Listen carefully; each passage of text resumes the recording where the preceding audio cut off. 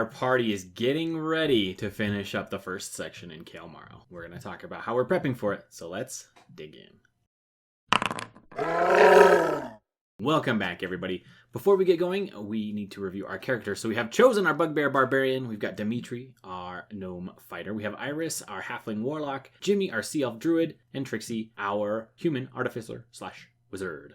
Here in the character section, I've also added this table. I've had the table in Notion for a while. I've just added a view to be able to see it so that I can see max HP real quick. I can see there's trained skills, passive perception. I use this one quite a bit. Jimmy catches a whole bunch of things that the others don't. And then I've got links to their character sheets in D&D Beyond as well as the language they speak. And then I've also got a column for Ruidium exposure, which will be important in the chapters forthcoming. So I've got all of this here as something that I can just quick reference. I have been using this little guy. This is just on the back. So I've printed out the underwater rules, which are becoming very important. And this is what I've been using on the back side of this little table I made. It has max HP, passive perception, and the languages. And then the one that we have here on screen also has their trained skills and proficiencies, which is kind of nice. Strong start.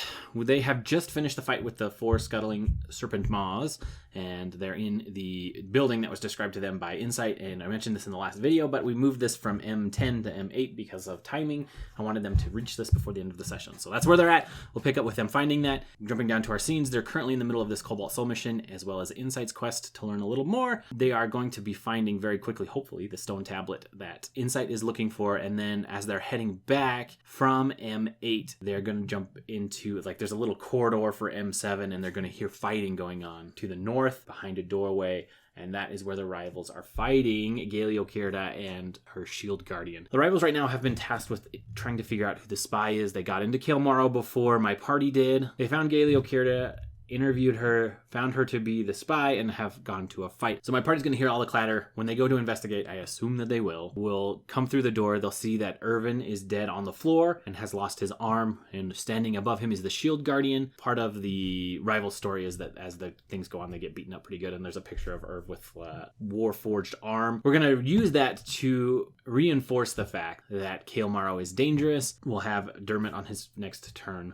go and revivify Irvin. And my party will jump in and help the rivals, I assume, defeat Galeokaerda and her shield guardian. What I'm going to do with the stat blocks is I'm basically going to take the tier 3 stats from the rivals, cut it in half, and that's where they're at now, besides from Irv, who took a big hit and is dead. Galeokaerda isn't super powerful, but her shield guardian is, so we may just use the HP that's in the thing and make it go pretty quick once my party gets involved. Then they can talk about what's happened and what they found out. I've also got scenes. I've got the group tournament fights. My party still wants to do that, and depending on how Irvin's doing, they may continue that fight or not. Originally, I had this set for the rival party to use the tier 2 stat blocks, but now they're tier 3. Then I expect they'll head back to Insight, where she'll give them information on the key to the rift. She believes that if there are any keys here in the Netherdeep, they will have been left behind by the consortium, and they may be up near the abandoned villa up on the cliffside, which is M13. They were using this. This is something that I've added. They were just using this as kind of a home base until they were caught by the Allegiance Fall site and have since probably moved somewhere else. But if there's a key to the Netherdeep anywhere, it's probably there. Cael Morrow, I've got a link to the Cael Morrow location in our database, and then I've also got Poisoned Emotions because this is pretty important as far as storytelling goes. So I've got where the different interactions with the Alexian Aboleth take place and what the messages are, and then just random encounters I've also added to this section because where they go in Cael Morrow, every time they enter an area that is not protected by the Keystone wards, they can have a random encounter. Secrets and clues, I've got if there are any keys to the rift in Cael Morrow. We talked about this already. They can be found at the Ruined Villa, and this can be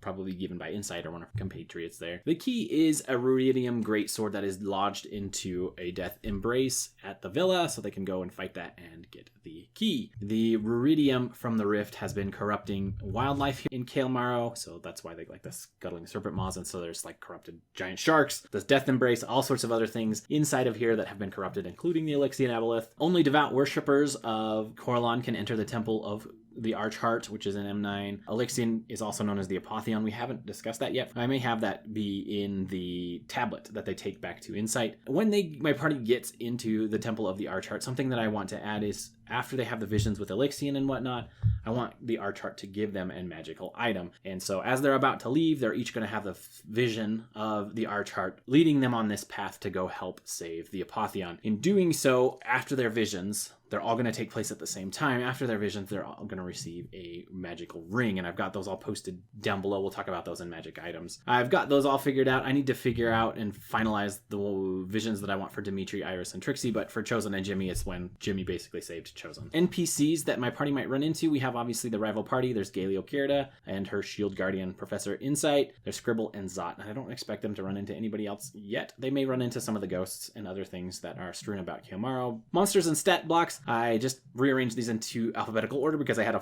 to scroll up and down a little bit and cost us a little time in our last session. Not a huge deal, but just moved these into alphabetical order. So we've got the Alexian Aboleth, Aboleth Spawn, Death's Embrace, Corrupted Giant Sharks, Galeokaerda, her Shield Guardian, the Ghosts, Giant Octopus, Insight, Scholarly Agents and Excavators. We have Scuttling Serpent Maw, which we fought last time, Swarm of Sorrowfish, Swordwraith Commander, and Swordwraith Warriors. Treasure, and I've just got this listed out by area, so they're going to head back to the Allegiance base camp, and they were talking with Insight about maybe getting some breathing bubbles or potions of water breathing, because in my game, the Allegiance has pretty much bought the entire city out of these types of items, so they're hoping to get some here from Insight, and Insight has promised them a couple. Near where the Galeokaerda fight is, we've got a teleportation tablet to the first eclipse, and this is actually what Galeokaerda, if you run into her, and she wants you to go and find this. In the temple, we've got a bunch of different rings. So for Chosen, I've got the Ring of Free Action. For Dimitri, we've got the Ring of Evasion.